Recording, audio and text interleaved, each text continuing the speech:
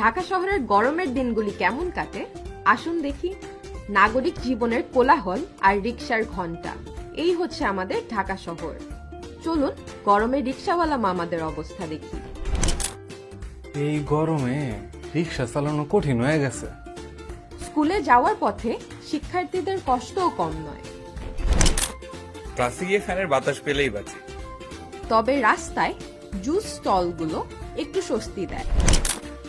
মামা, এক গ্লাস ঠান্ডা লেবুর শরবত নেন, গরম একবারেই কইমা যাইব। খায়া দেখেন একবার।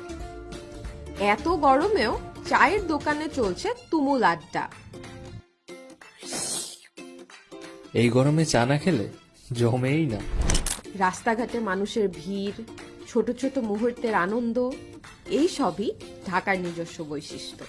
আর এই ছোট ছোট মুহূর্তগুলোকেই আমাদের